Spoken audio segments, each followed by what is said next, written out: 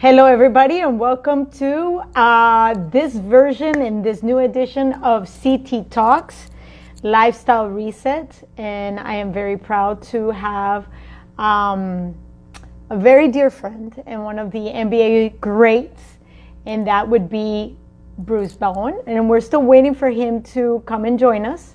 And thank you so much. Oh, everybody's coming in. Thank you, thank you, thank you. I haven't been with you guys for a little bit because I was in the middle of adjusting stuff, not only here in the house, but, adjusting to this new lifestyle as we've spoken about with El Estrellita. Hi.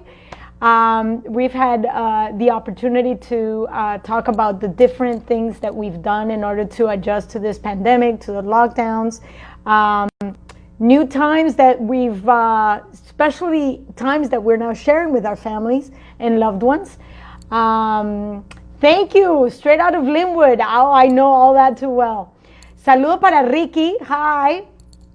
And I was just mentioning that it's been a while since I last did the CT Talks Lifestyle Reset. Today, as I mentioned, I have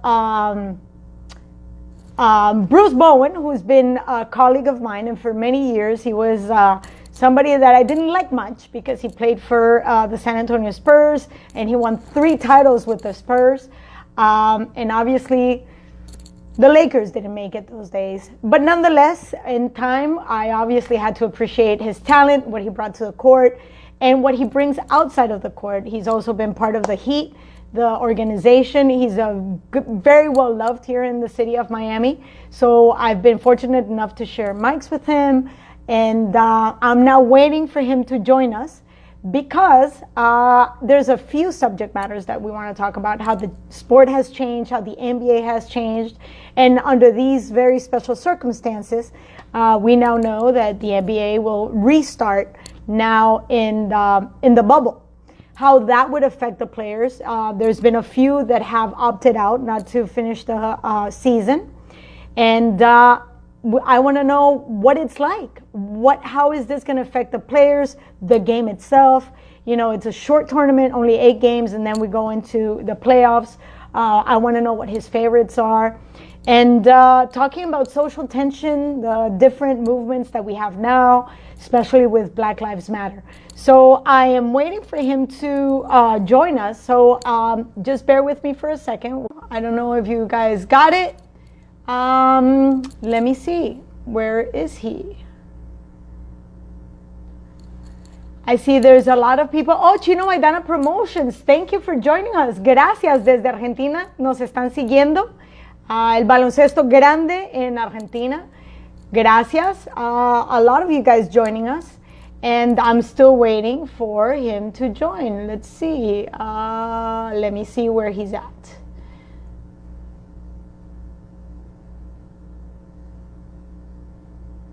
Let's see. We're still waiting. He is here. Yay. Hey, long introduction. Welcome, welcome, welcome. Oh, you're good. You're good at this. Yes. I told you, I'm not too savvy with technology. That's okay. We still love you, no matter what. And that's all that matters to me. Of course, of course. I think, do you have your earbuds? Yes. Because I think that the sound is going to be a lot better. So we see, we work with mics on a regular basis, and we seem to forget that we're part of this broadcast. So I know that we're all very anxious to know how the bubble is going to work. There's been a lot of protocols being implemented in order to ensure the safety and the health of the players and everybody involved. And I love you too. Thank you for joining us. We have, there's a whole lot of people waiting for you, and they're very anxious to know about the different subjects that we've been wanting to talk about for a while. So just real quick, Bruce and I have known each other for a long time. First, I was fortunate enough to see you play. Take those 3 rings away from my Lakers. That's okay. I still respect everything you bring to the table. And obviously, as a commentator, very few have that inside that have the ability to verbalize what happens in court as a player, and then transmit that to the viewers. So for that I thank you. Oh, well, I appreciate such a wonderful introduction there. But I have to say this. From the very first moment we crossed paths on I believe it's the second or third floor, it was at ESPN, and Mm-hmm. I knew then, just in your presence and how, there's a struggle there. And people don't realize that women, it's hard for you all in sports, especially in male dominated sports. And to hear your confidence, to see how you presented yourself, that's what was the first thing that I was just so attracted to when it came to your personality and who you are. So I thank you for this. And from that day, it's been this way since. Well, the feeling is mutual. And for those that do not know, Bruce is an extraordinary dancer. And that's one of the things that first struck me. And you had Celia Cruz, Ooh. Benny More. Oh my goodness. So very few times do we get a chance to cross paths with people that are so well-rounded. So, and in many ways, people just see this 5'3" little girl, not that little anymore. I'm 51.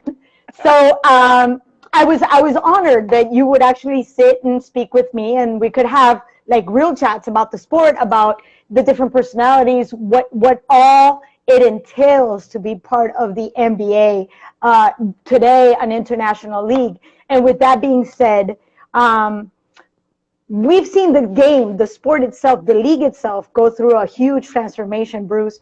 What comes up to you the most now that you get a chance to see the sport from courtside with a mic on hand? Well, what stands out is how it's grown and how it's grown globally. I think that initiative took place with Adam. Now, I remember Adam when he was not the head man, obviously, but he always had a way of communicating, and he was the one that pushed David to say, "Hey, we need to take this more global, because kids are in the different streets of different countries playing the game, imitating Michael Jordan and imitating, South American players like Manu Ginobili, and you have the French, and for me, it was Richard Daiquiri in France that was kind of like Mike, but then Tony Parker came along, and he changed the game, obviously. But then you look at what the Gasol brothers have been able to do. I mean, it is such a beautiful thing to have been a part of the NBA, and now to see where it's going as far as the continued globalization, but even more welcoming into a player's life. There's a time in the NBA where we were very private. We didn't want to share too much, and because you felt like if you shared too much, then you weren't focused on your craft. Well, they realize now that, allowing that fan experience only enhances the value of the product. And we see that because so many individuals are enjoying being able to communicate with their athletes quite like we're communicating right now. And that is priceless, because that's a completely different experience from when I was growing up. We always saw you guys as, first of all, the giants and way out there. So, and with that being said, these are very particular circumstances with the whole bubble, the, social distancing. That is going to affect the game, obviously. We've talked about the personal contact. You and I have actually shared about how physical really gets in when we're going in the paint, and you're right there in La Llave, and there's a lot of tugging and pushing and pulling. I don't think most people, besides those that do not know the NBA and how physical it can be, how much physical contact there is. Yeah, there is a lot of physical contact, and the game is fast, obviously. But even with that physical contact, this is something that we are going to, I think, have to ultimately live with. And this is becoming part of our new norm. Now, do people want to say that that's the case? Well, I can go back to when AIDS first came about into our Oh, world, yes. and 1992. oh my good, and to label it just for certain people was the ignorance behind it. And then we Mm. start to learn more, and we start to learn more. That's one of the beautiful things about, I think, the fact that human beings, we have some that are so talented in certain areas of medicine that, you know what, in a year's time, we will be talking about how this was once something that was so catastrophic, but now through the education of medicine and the educated individuals that are involved, we're going to see something different. I even go as far as, people talking about being in the bubble. Oh, the NBA players, they're so used to doing this. They're not going to like that. Honestly, as a player in my prime, I would go to practice, come back home, go to the arena, come back home. Every now and then you sprinkle in a dinner out somewhere. But for the most part, we we we for the most part we're very much homebodies. I remember when the quarantine first started going on, Tim Duncan and I were talking. I said, "So what exactly is this quarantine?" And his thought process was, he said, "It's the same thing that I do all the time, but now it has a Exactly. name." So, I hope that we're able to confine ourselves, or I should say the players are able to confine themselves in a space where they can, it's just them. And if we do have that full cooperation of everyone, as we should, I think this is going to be something that's truly a benefit, because 2020 hasn't been what 2000 was. 2020 hasn't been what 1970 was. It's so much that's going on right now, and it's is on top of one another, and we're in quarantine, and I'm tired of seeing my kids. I'm tired of trying to be a So substitute true. teacher. Oh my Oh, goodness. yes, yes, yes. And you just mentioned so many things going on 2020. But before we move on, and this is between you and I Okay. and a few people that are watching, and I'm not going to tell you how many people are saying, "Hey, Bruce," because then it's going to go to your head. Uh, but who's your favorite to take the finals this year? Just one team. Just one team. Without any interruptions,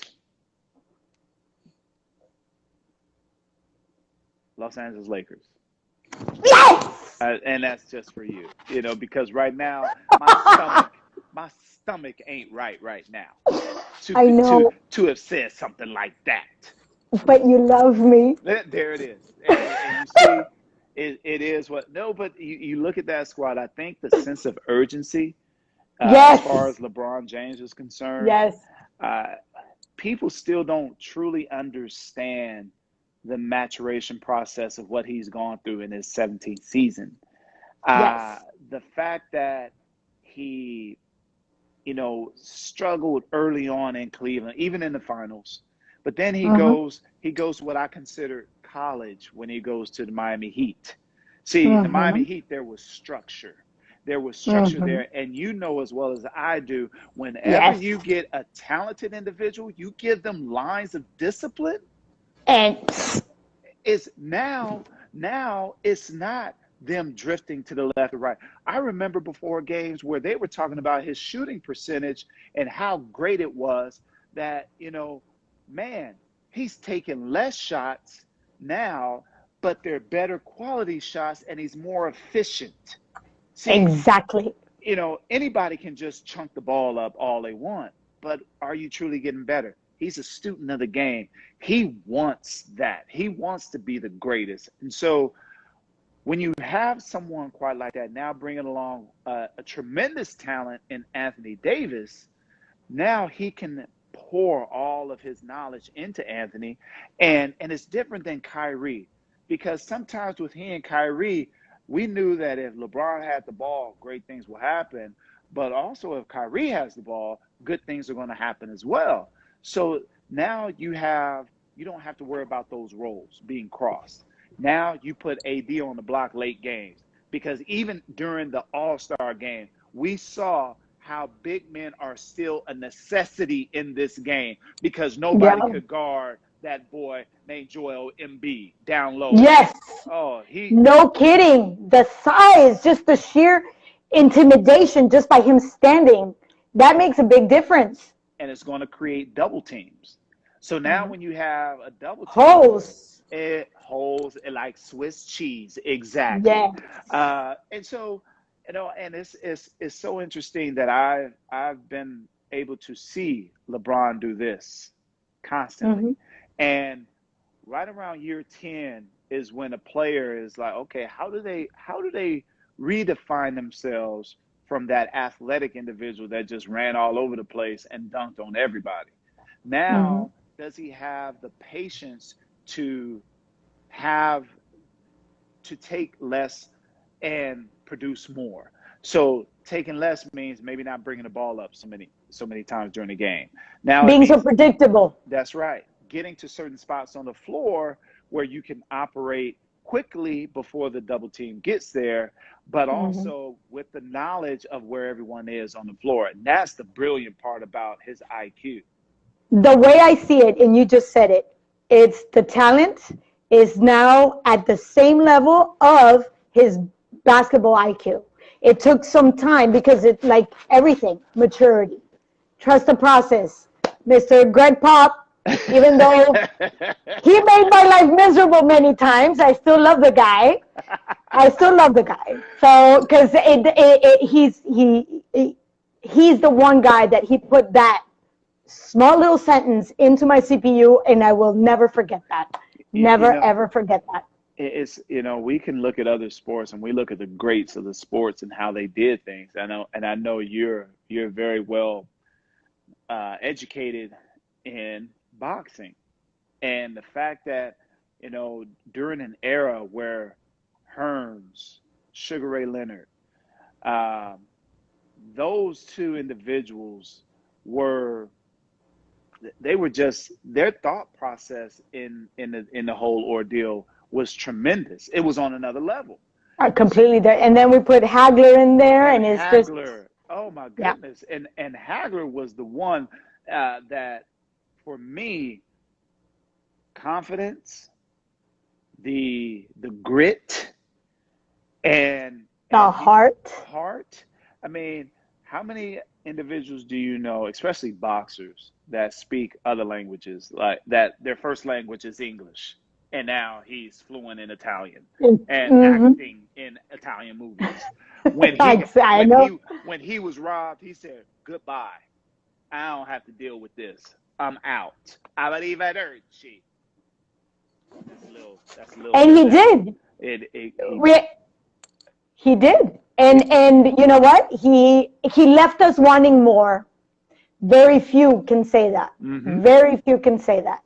And with that being said, in terms of maturity and in terms of how everything kind of evolves, I want to say that the NBA in particular, due to its international platform and the fact that it's one of the sports that brings in talent from completely different countries, European countries, we have African countries, and obviously Latin America and North America.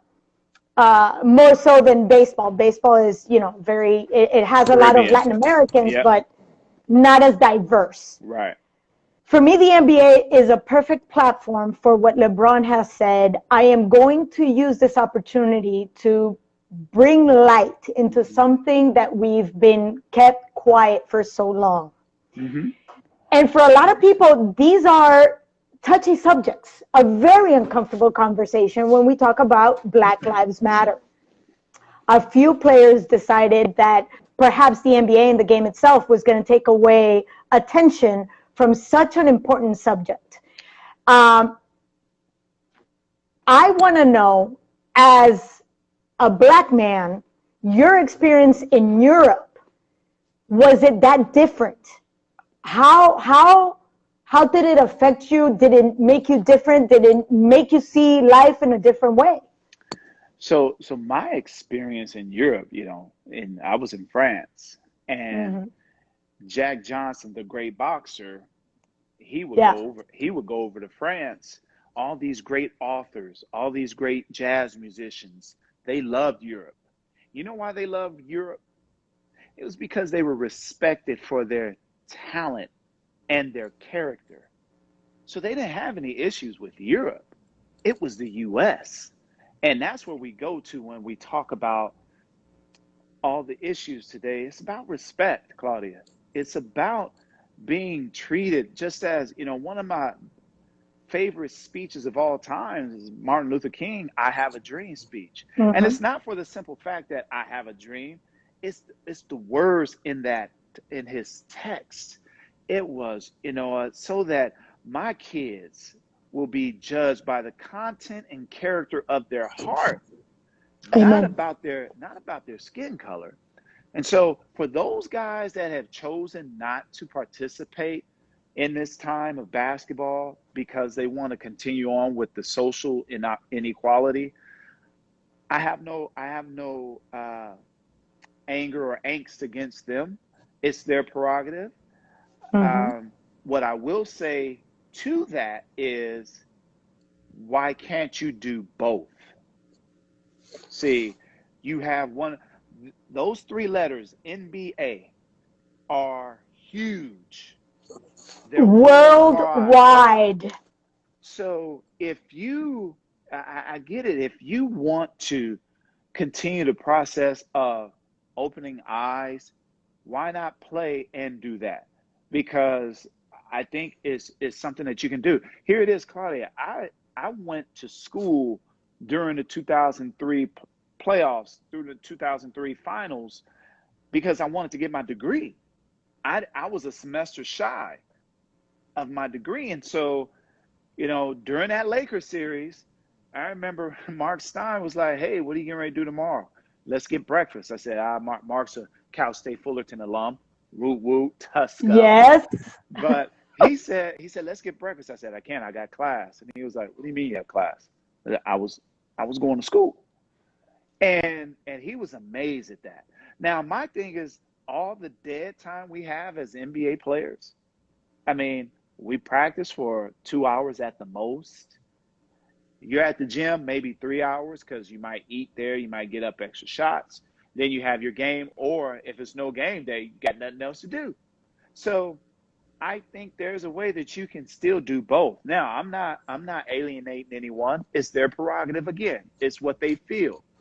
And I'm not talking about like Avery Bradley and his son and his concern for his son's health. It's completely different issue. It's completely different. And so for me, I look at it this way because I'm a thinker this way. Oh, you don't want to go because you say you want to fight social injustice.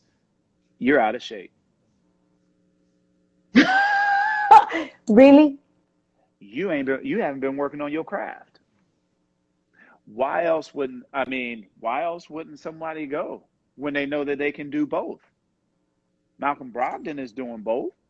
And he is an individual that I know for a fact, and I know personally, that is affecting change. Jaylen Brown is affecting change. So for those that don't want to go back, they're not in shape. They're not ready to go back.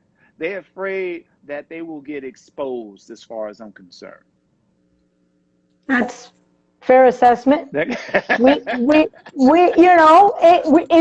The truth is, they were given the chance to opt out. We have to make this clear because, they were given the opportunity to say, I participate or I don't. Whatever the reason may be, that's it. Most of the season is played. Maybe they see my team really has no opportunity to go into the playoffs. Why am I going to get into this?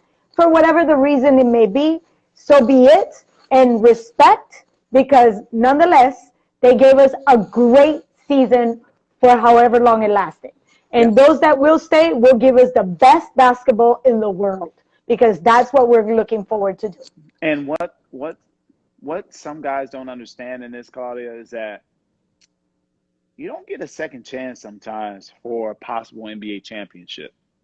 I agree. It's not guaranteed. I mean, we have some individuals in the game that are few and far between. Those that Larry Bird, Magic Johnson, they are they are exceptions to the rule. Kobe Bryant, LeBron James, Jerry West, all these Tim individuals, Duncan. Tim, and I'm talking, and Tim is 5-1 in the finals, Yes. 5-1. And Greg Popovich used to always say, hey, we're not guaranteed to get here. We are very fortunate because during the course of a season, you can always pinpoint certain things and say, oh man, if it goes another way, maybe we're not where we are. So I get it, and it's not about bashing others, but this is my thought process. I respect your choice because you were given that choice. Exactly. And so, my experience in those types of situations as far as being in France, they loved me.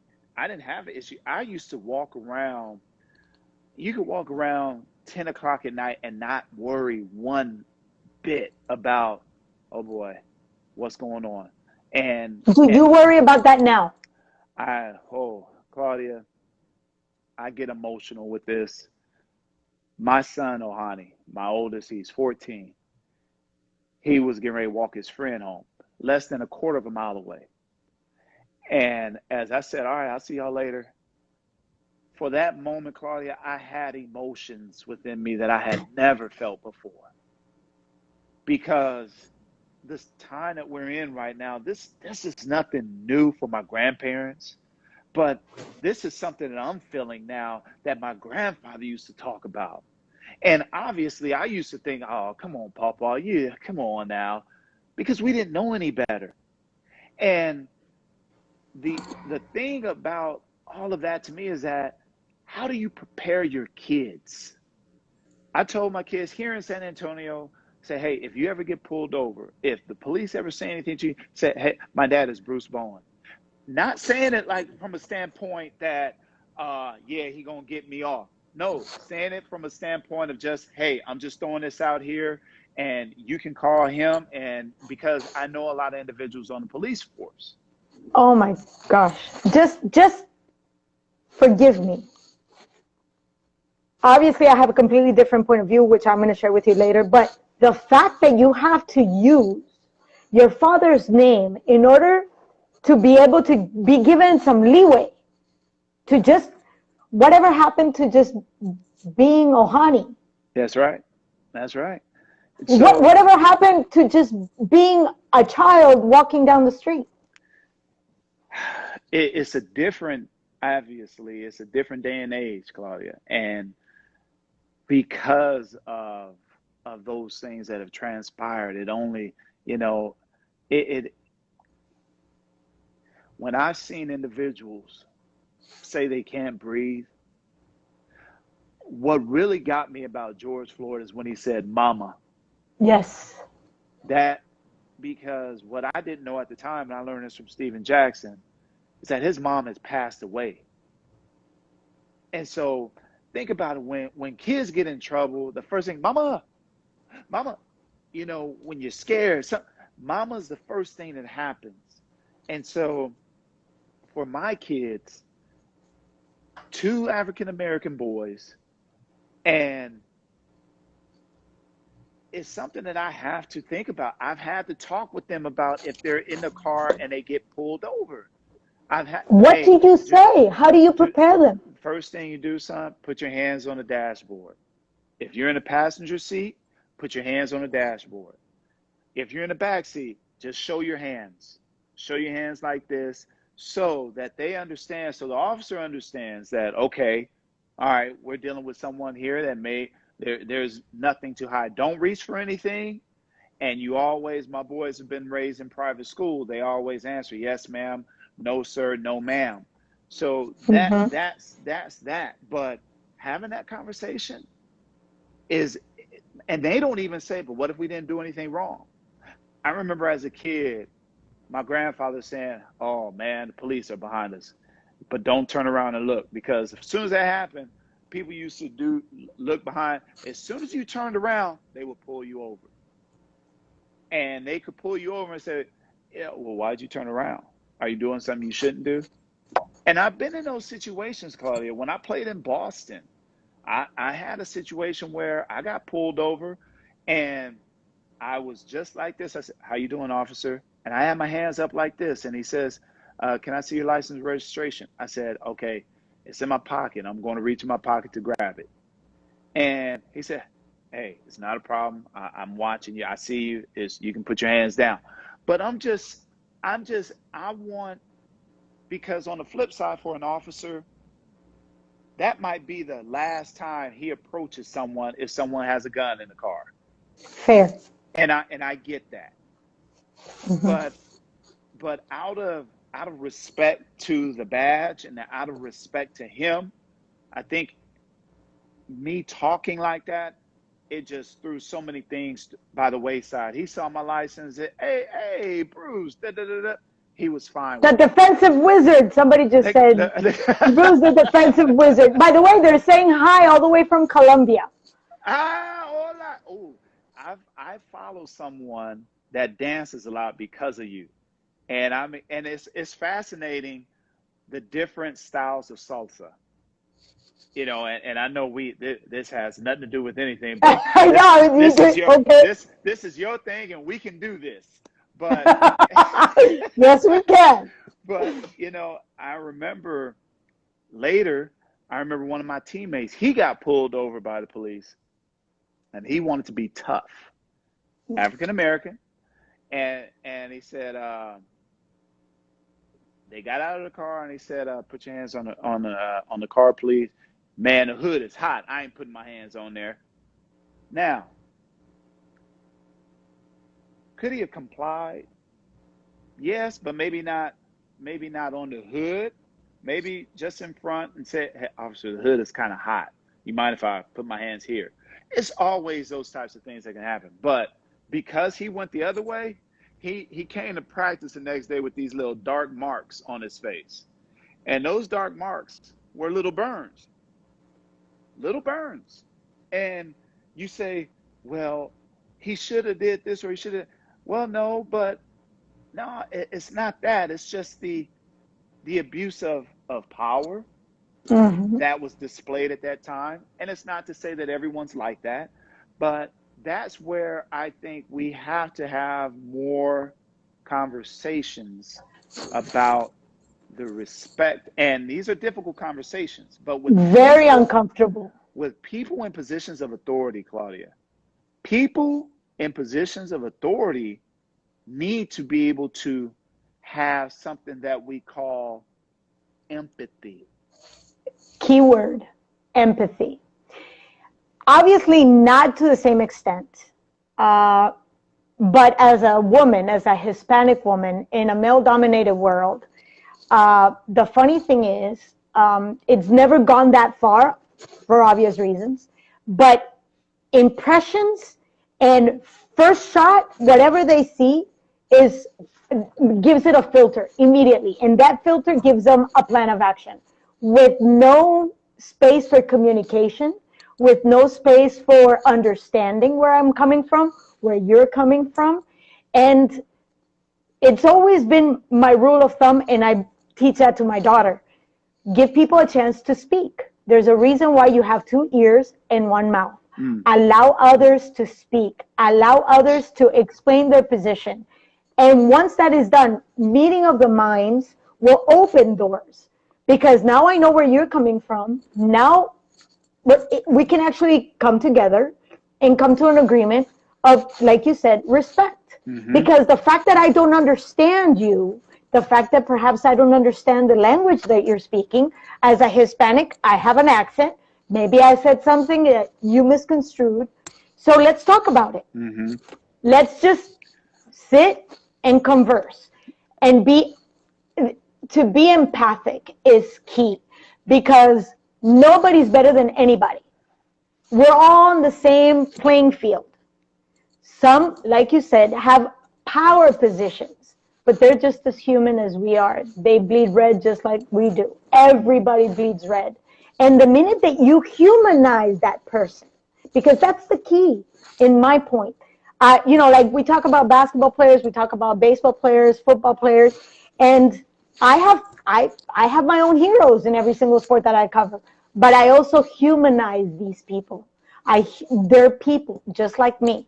And the minute that you bring that down to that common thread, the conversation opens up. Mm-hmm. And as uncomfortable as it is for me to, for example, I have a hard time saying African American because I've been to Africa and I've seen people that are whiter than the whitest person in America. Yeah. So to me, and where I come from, my language allows me to say a black male, Mm-hmm. a black female, and it's not meant in disrespect. It's the way it is. My dad was half black, so we used to call him El Negro. Yeah. So I'm the darkest one in the family. I'm La Negra.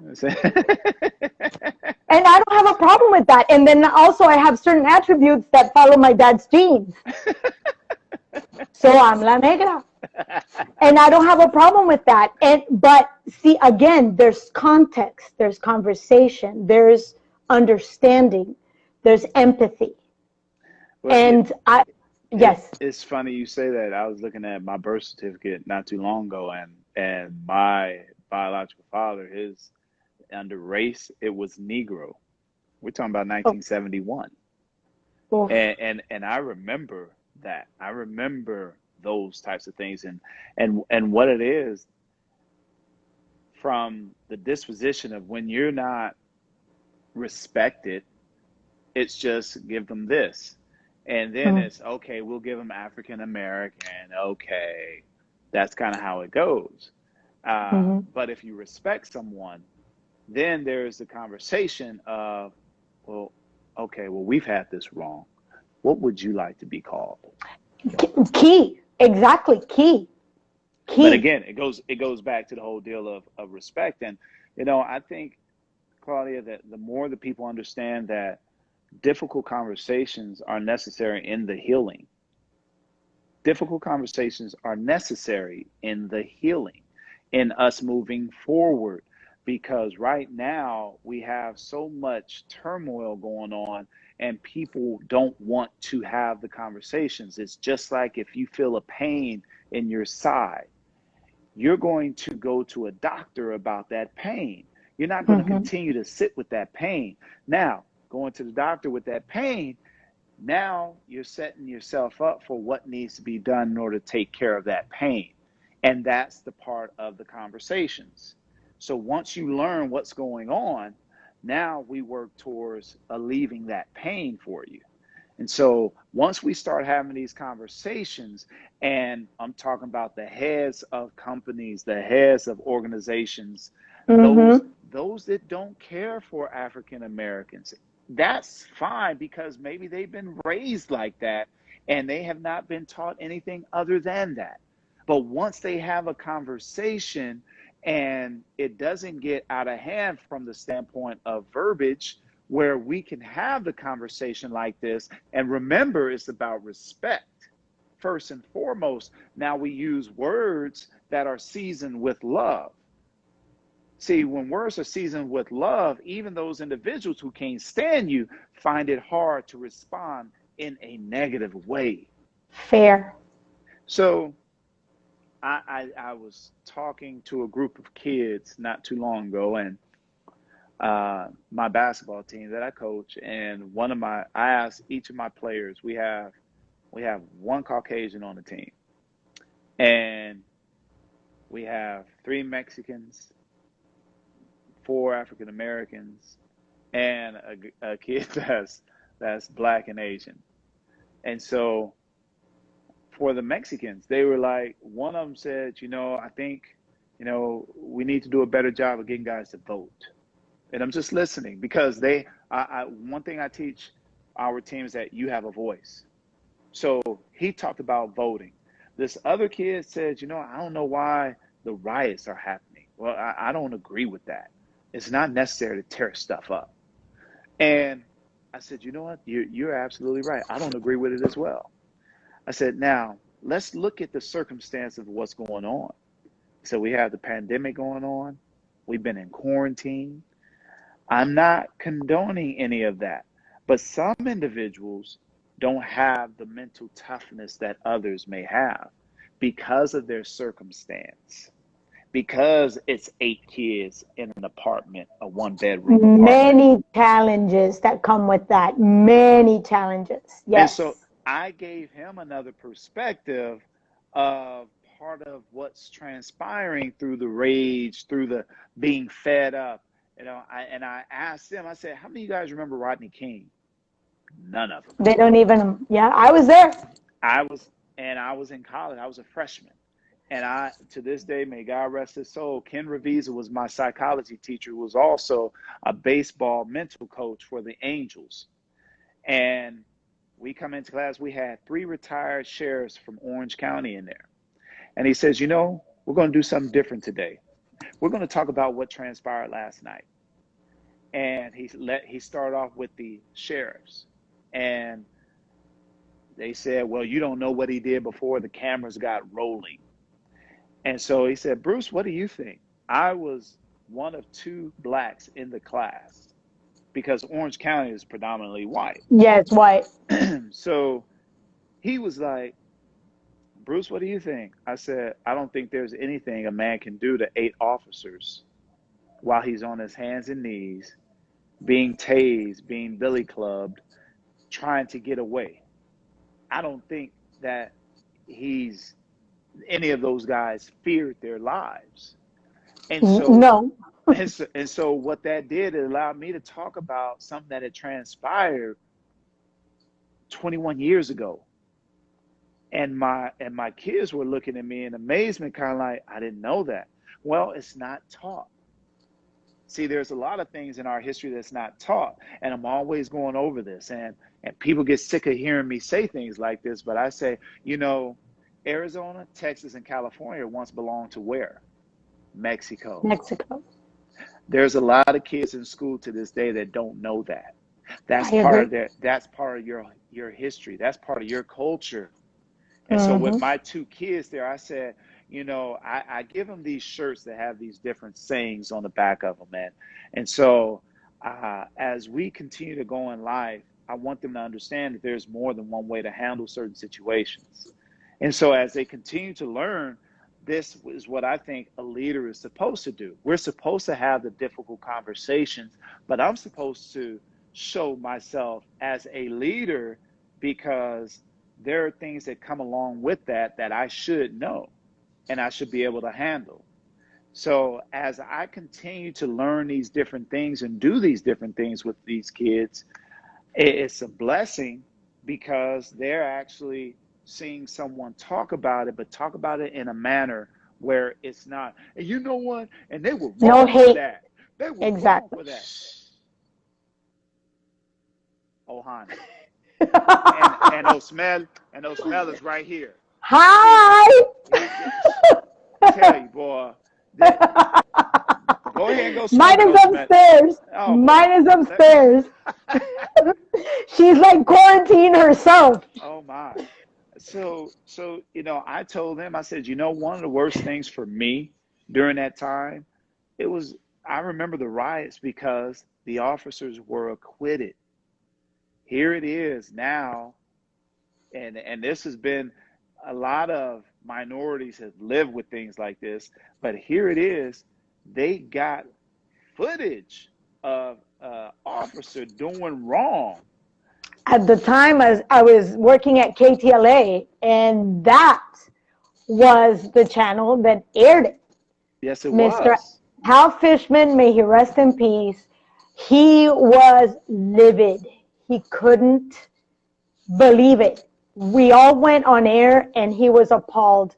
Marta Stewart was there, Hal Fishman, and there was Larry Stewart was also there. I mean, we're talking about icons in the news business, especially on the west side of the Mississippi. They've been around forever. Yeah. And they literally, I remember Larry saying, the sad part is, and bear with me because this was tough for me to hear then. It's hard for me to share this with you now. He said, this is today, but we've lived this over and over and over again. So once the officers were acquitted, Larry once again said, Here it is. over and Over and over. over and over again. And I am not going to mitigate any of the circumstances because there are no mitigating circumstances to the whole scene. No. What I am going to say is we now know a lot more than what we knew then because of social media, because of exposure. We now know this is really part of our daily lives. So I invite you, as I always do, and I ask for you to teach us, to help us be better human beings. Because again, I believe that the common thread is humanity. Absolutely. And through this CT Talk series, what I've been trying to do is bring to light the kindness in humanity, because I think we've lost it. And we have, and I don't want to take away from what people feel, because as you said, up and here it is over and over again. I Yes. said to our kids, I said, you know what happened in New York 5 years ago? I can't breathe. Trayvon Martin. I mean, everything continues to go on as far as those things. I said, but the best thing that I can do as a leader for you all is continue to stress education and a way to communicate with folks. See, when we get caught up in our emotions, because we are emotional, because think about how many times you've seen a confrontation between a Caucasian and a black individual, and that Caucasian is looking like, why are you so aggressive? It's unfortunate that we have to make others feel comfortable, Claudia. When I walk into a room, I have to make others feel comfortable with me because I'm intimidating to them. Now, see, you know me a different way. Of course. I can walk into a room and la negra tiene tumbao Nah, azúcar, azúcar. nah. But if I walk in because I'm ready to go, because I understand that I have to have my stuff together so that I might get another invite back to wherever it is if I'm speaking, I'm portrayed as, oh, he's so intimidating until they hear me speak. And so this is what I share with our kids, is that it's so important for us to have a voice. Our voice can do wonders for folks. You never know who's in the audience.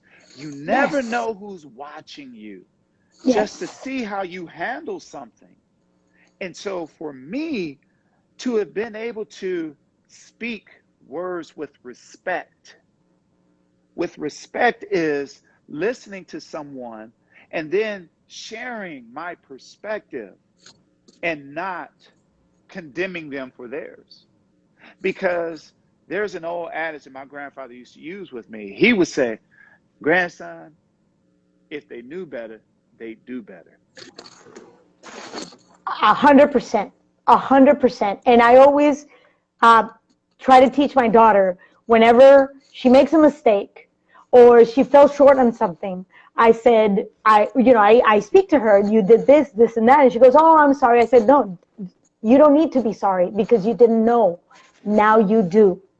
See, not knowing is not the issue. Not wanting to listen and not wanting to learn is what will eventually become the issue. Mm-hmm. I mean, again, as a woman in sports and being a Hispanic, completely different levels. I admit, completely different levels.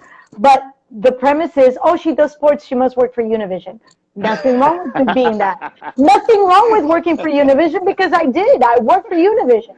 But I've also worked for Telemundo, ESPN, The Zone, and I speak 4 languages, not just Spanish and not just English. But immediately when they hear the accent, again, if we were to just take a step back and allow things to flow, allow communication to come forth, we wouldn't be in the position that we're in. But the advantage is, and going full circle, this is all going in a time, this is all happening in a time that people have no choice but to listen. They're not going anywhere. Mm-hmm. They can't be busy with anything. So now you're in your house with your thoughts and watching all this being played out on TV. So now you get a chance to maybe take like a view from, a higher perspective and be able to say, we are not doing things quite right. Right, right. We can do that much better.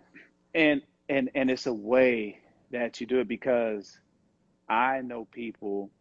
I participated in a march, and I was curious, very emotional, but I was curious because it's hard not to feel the emotions of all the things that have transpired. And so many white individuals came up to me and was like, I've been thinking about you, Bruce. I've been thinking about you.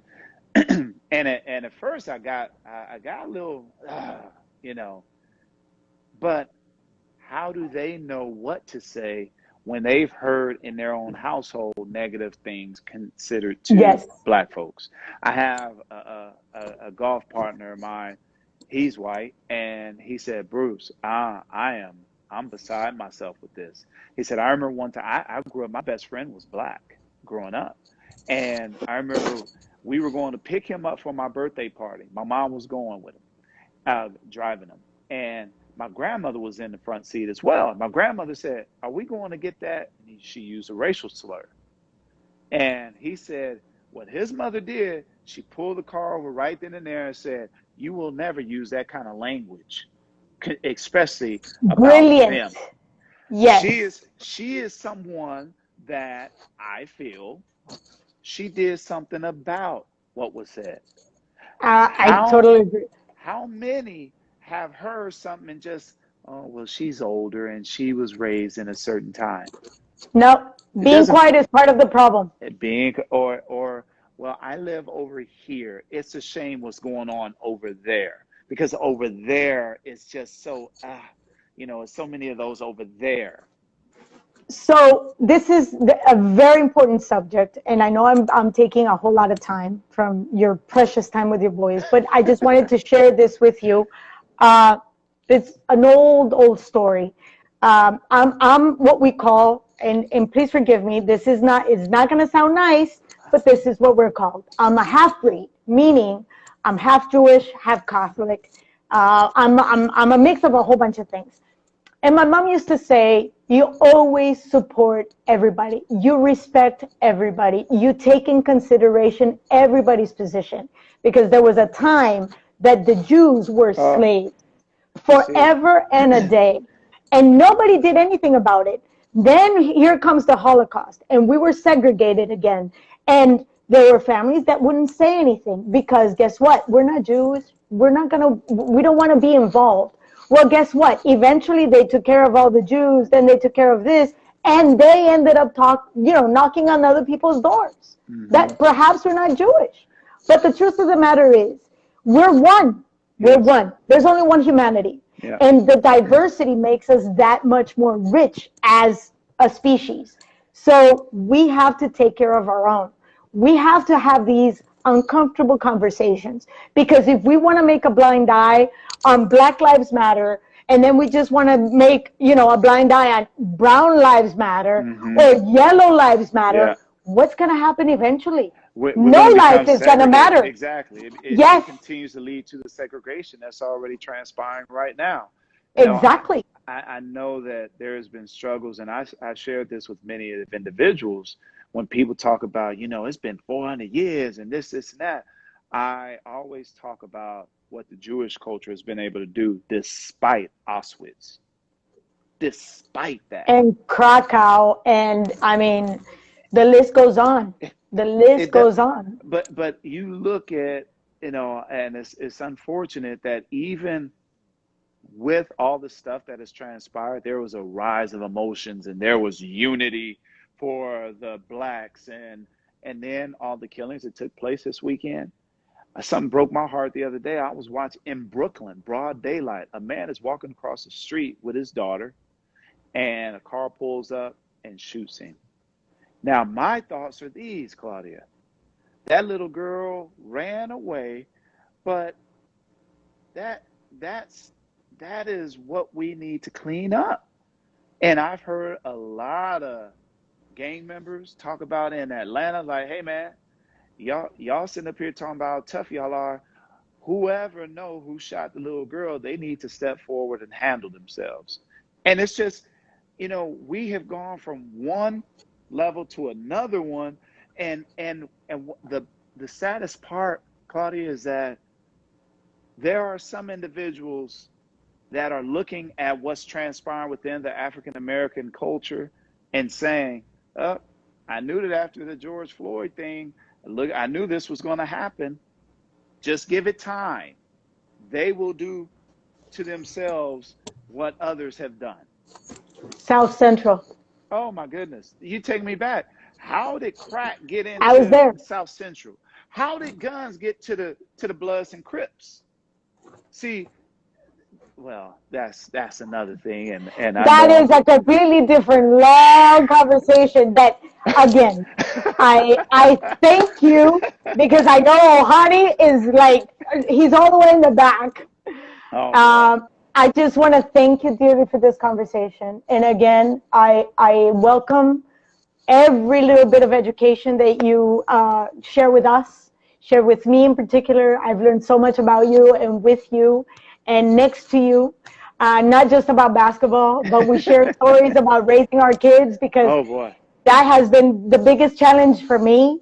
And I am so enlightened by everything that you do with your sons. So thank you very much. And I owe you a mojito and a good Yes, cigar. yes, you do. And I'm going to take you up on that real soon. But I have to say this, Claudia, and we Yes. talk about being an example. I shared this with you, all the things that you've gone through, and for you to continue to sit there and be as fly as you are, making sure that there is not anything out of place. Your daughter sees that, and I see the beauty in her. Oh my goodness. And see, and the dancing and keeping her focused on those things and her passion, that is what, so many mothers have done in the past. And so I say a big shout out to you for your example, because ultimately that's what we are. Our kids are loaned to us from God for a little bit, and this is what we do. We try to show them the right way, and I think you're doing a fantastic job. Thank you. Humbled and namaste. And you still need to teach me how to play golf. So there, Whew. one more. Love you dearly. Thank you. And of course, to many more conversations like this. And let's open the doors and let's open the floor for more education. Un abrazo. Te quiero mucho. Yo a ti. Bye. Bye. Well, my friends, that was Bruce Bowen, perhaps the greatest basketball players ever. And I am so fortunate that you guys had a chance to listen to this conversation. I'm blessed. I am highly educated now, more educated, and I'm looking forward to even more information from Bruce. Thank you all for joining us. I'm sorry we didn't get a chance to, exchange, but the conversation was deep, and I hope you guys get a chance to look at it and, share it. Thank you. See you next time. CT Talks, Lifestyle Reset. Thank you.